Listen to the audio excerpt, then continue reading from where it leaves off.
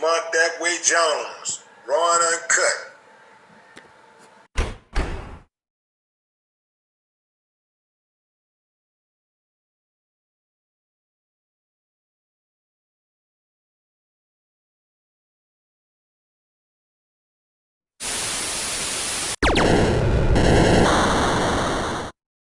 Fighting racism inside a department. A growing number of police departments in America's largest cities told us they've added implicit bias training.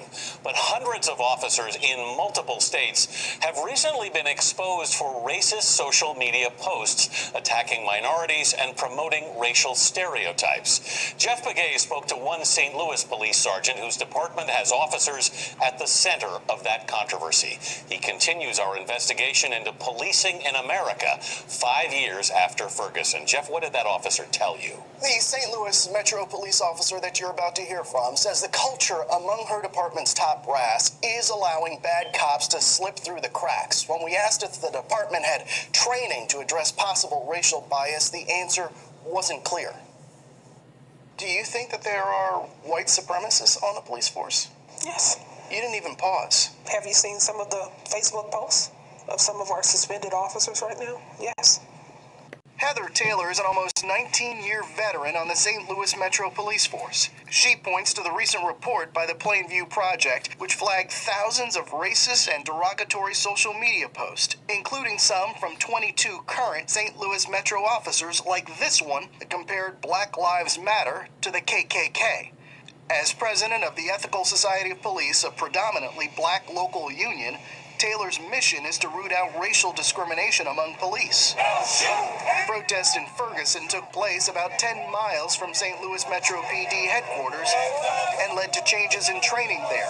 SLMPD told CBS News in a survey that implicit bias training has been mandatory for officers once a year since October of 2014. That's 2 months after Michael Brown's death. Implicit bias training, they've had that here.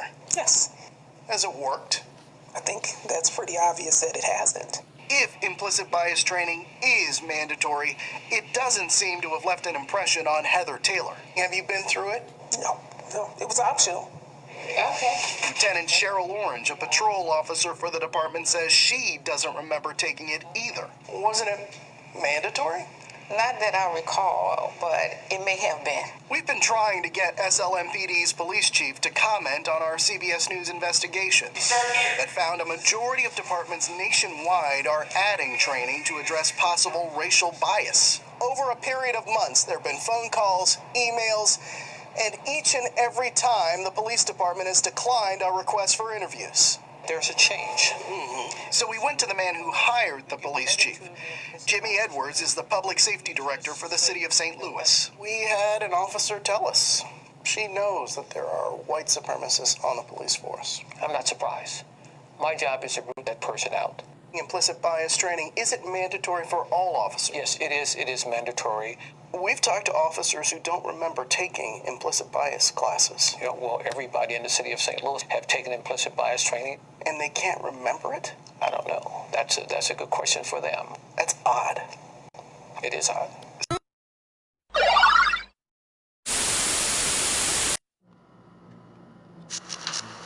Now, my good people, I just want to bring some of y'all's attention before I even continue to go any further into the topic, man. Like, it's like I'm starting to see a pattern now when it comes to, these road cops, who's just,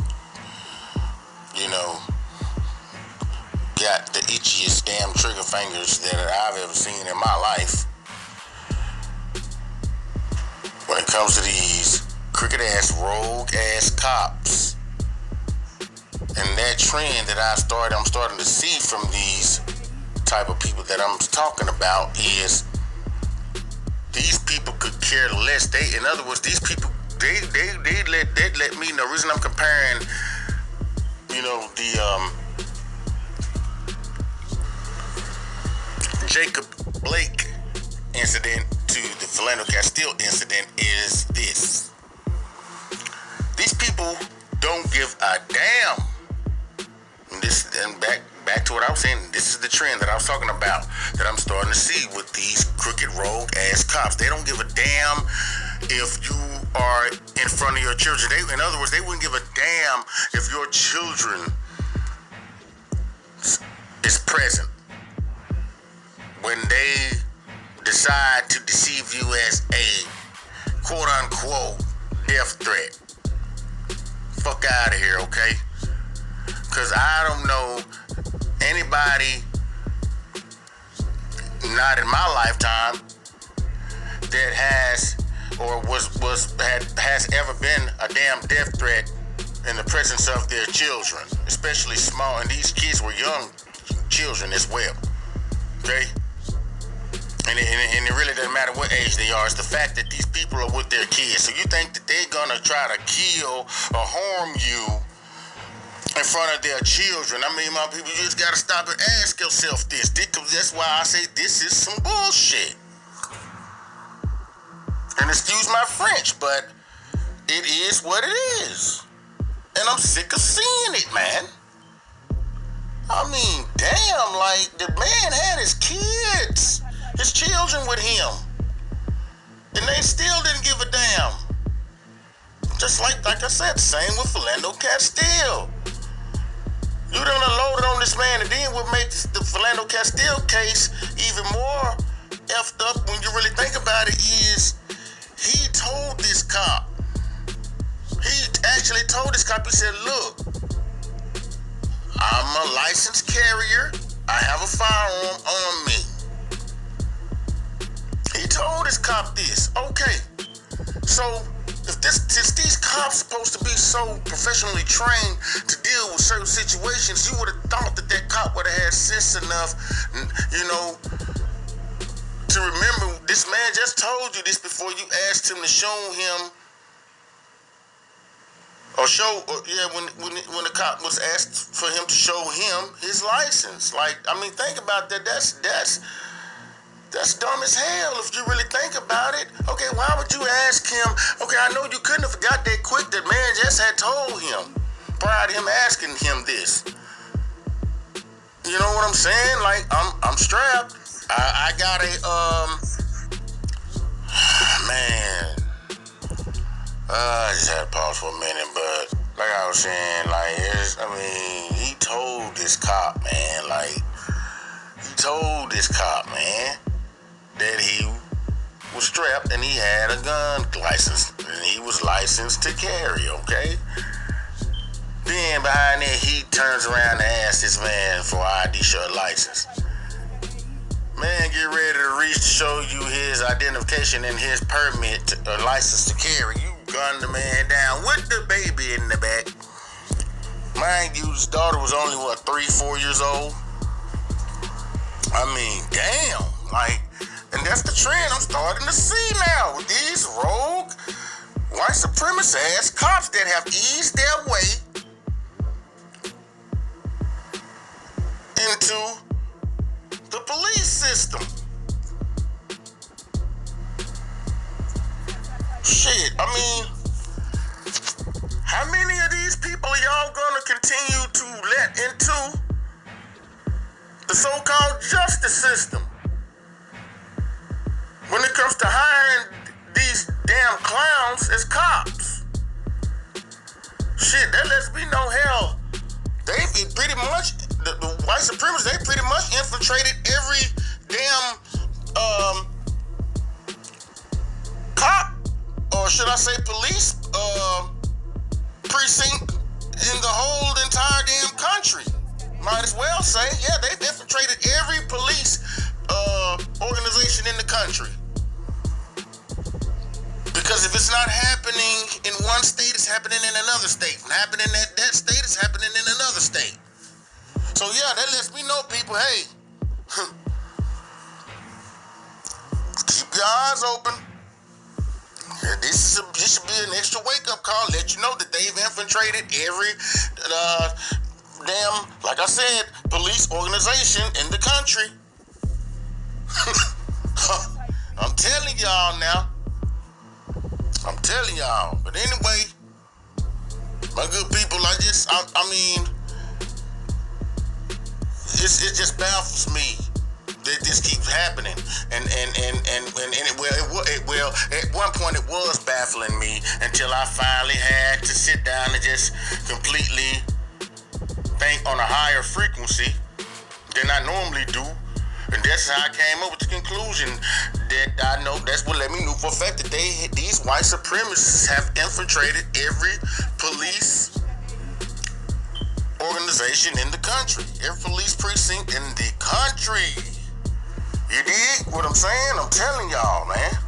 And that's scary when you really think about it, especially if you are a person of color. I'm telling you. I'm telling y'all, man. But anyway, my good people, look, I don't want to take up too much of your time, but I just wanted to make this quick blog because y'all already know I'm definitely gonna do a follow-up video on this topic. You can best believe that, okay? But right now, I'm just letting my people know how crazy and effed up I think that is, you know, for them to continue to keep shooting and killing these brothers even when they're in the presence of their children. I wouldn't give a damn if he was reaching and that man was trying to leave. And when he tried to get in that truck, okay, there was other ways they could have handled that. Okay, if you, come on, man, you think that man finna try to, or is about, he just, don't forget, this man, he was the damn peacemaker. He just had broke up a fight. That's what made this situation even worse. Damn, y'all just shot somebody who broke up a damn fight between two females. Let's not forget that now. So, that let me know that man wasn't reaching for that. That man was trying to leave. That man was trying to leave. That man ain't reached for nothing. That man was trying to leave, okay? Because I feel like this. That man had his children. These are young kids, too, now. Had his children with him. So why in the hell would he be a death threat to you? For you to shoot him that many times in the back. Yeah, I know they knew them kids was in that truck. They had to know. They had to. But anyway, my good people, like I said, make sure you guys stay tuned for the follow-up video on this. You dig what I'm saying? Because, like I said, you can best believe, I'm definitely coming back with a follow-up blog on this topic, this situation, you dig? Until next time, my good people, peace. Peace out. They shot my son 7 times. 7 times. Like he didn't matter. But my son matters. This is nothing new. I'm not sad. I'm not sorry. I'm angry. And I'm tired. I haven't cried one time. I stopped crying years ago. I am numb. I have been watching police murder people that look like me for years. Take a moment and examine your hearts. Citizens, police officers, firemen, clergy, politicians, do Jacob justice